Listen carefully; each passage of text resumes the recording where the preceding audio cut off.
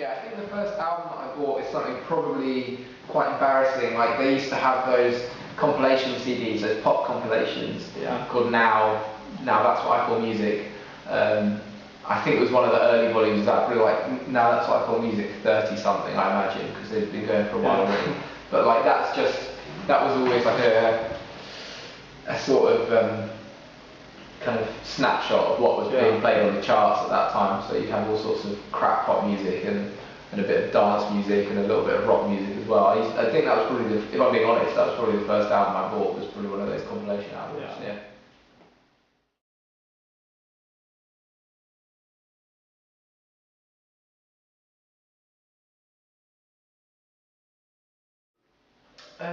Well, I think that it's important to do a lot when you're young. I think that's really something that we were benefiting from now. Like when we started making music together when we were 15 or 16, just messing around, just for fun to start with.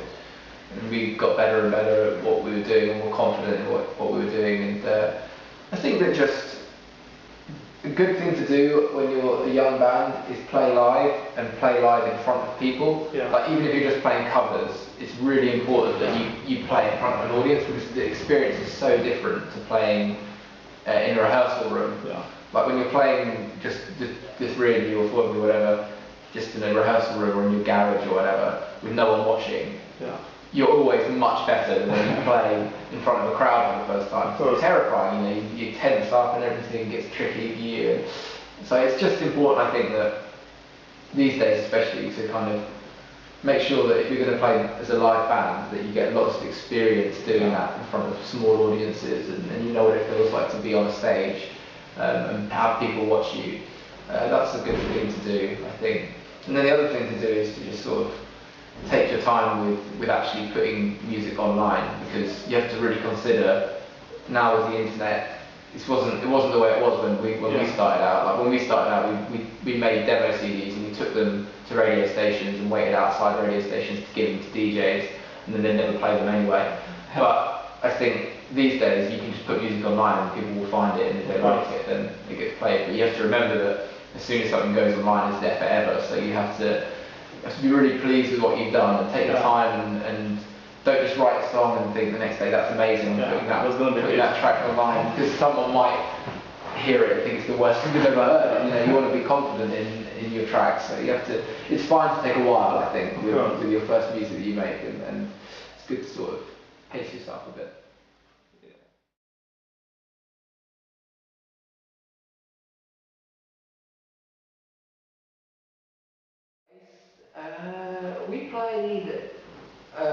We played a show in Russia on the top of a mountain. In Sochi, where they're doing the Winter Olympics next year. That's awesome. Yeah, we were doing it for part of a kind of cultural festival leading up to the Winter Olympics next year. We played it last summer, and it was about -10 degrees on stage. It was an outdoor show, like everyone was just there in all their skiing outfits, like the snowboards, and we didn't really know, I don't really ski or snowboard or anything like that. So I was just playing in a shirt and jeans, and I was freezing. But it was amazing, like we were literally on the top of a massive mountain just playing a gig. It was pretty cool.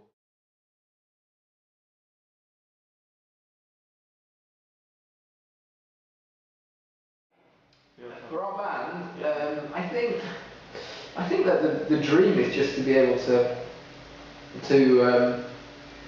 make music that we would like to make and have someone release it or release it ourselves. It doesn't really matter, to be honest.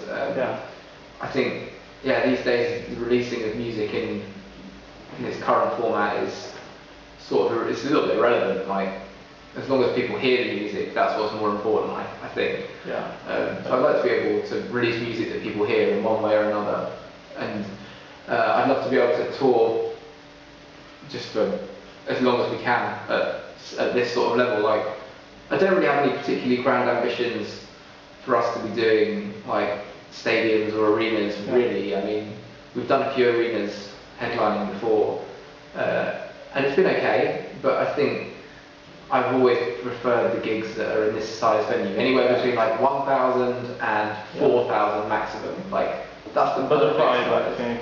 Huh? Better vibe. Yeah, much better vibe. You can see the crowd, and they can exactly. see you, and I like all that. And I think to be a band that plays in arenas, you really have to be able to kind of put on the best show ever. Like, there's such a big jump between this size venue and the arena level that I would only want to be playing shows that big if we could sell them out in like 20 minutes every time, and we were able to put on the most ridiculous live show ever. And it was, you know, if you can do all that, then fine, play arenas because it will suit you. And there's a chance that White Lies can still be a band that can do that, I think. But otherwise, I'm more than happy to be playing places like this. This tour has been amazing because every venue we've played has been brilliant, pretty much, and it's the sort of venues that I've always imagined us playing in. Yeah.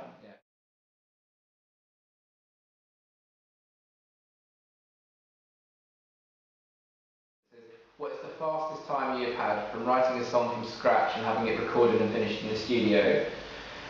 And that is a track on Big TV. It's the last track on Big TV, which is Goldmine. Goldmine wasn't a song at all until about a day and a half before we left Brussels to finish, having finished the record. And we'd written everything, and everything was recorded apart from that song. There were some lyrics for it, which Charles had for a while, but they weren't really being used. And then we were like, shit, we've only got 9 songs, we need 10 songs on this record, 10 proper songs on this record. So we got those lyrics, and we just went into the studio and just started playing some kind of grooves and kind of chord progressions. And that song literally was written and recorded in a day, Goldmine. And we were very worried about it for a long time because we thought, you know what, this is going to be awful, this is going to be really bad. But in the end, I think we pulled it out of the bag because that song, I think, is a great closer to the album. I mean, it's nothing complicated at all. It's a very simple song, but I think that it's got a really nice melody and sing-along lyrics, and I think we're going to learn to play that one live soon because I think it will be perfect for a live show. Yeah, and one for the fans as well. People who bought the record will know that song. I'm sure. I think we'll do that one. Yeah. Have I got any hidden talents? Asked Rebecca 2101. I think one hidden talent I have relates to when I was a lot younger, probably about 10. I was very, very, very interested in birds when I was younger. Oh, so that was interesting. It's quite interesting. I can name and identify any species of bird in the whole of the UK. Only the UK.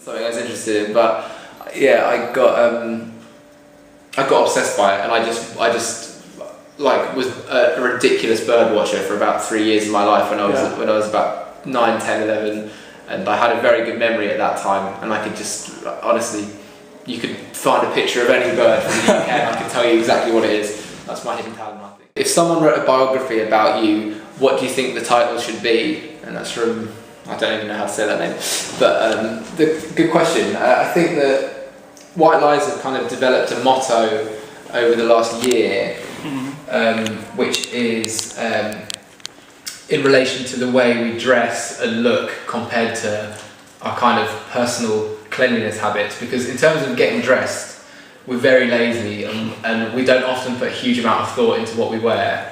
In fact, we pretty much wear the same thing every day. I've got with me 10 black t-shirts on this tour, 10 black t-shirts, 3 pairs of black jeans, and I've got nice socks, like good socks, but mostly just black is what I wear. But I think that in terms of personal hygiene, we spend a lot of money on kind of grooming products and making sure that we feel very clean. It's a very clean band.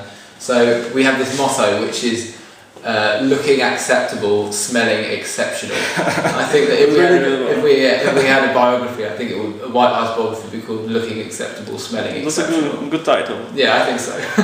Okay, thank you very much. Thank you very much. Cheers. It was a pleasure to meet you. Yeah, you too.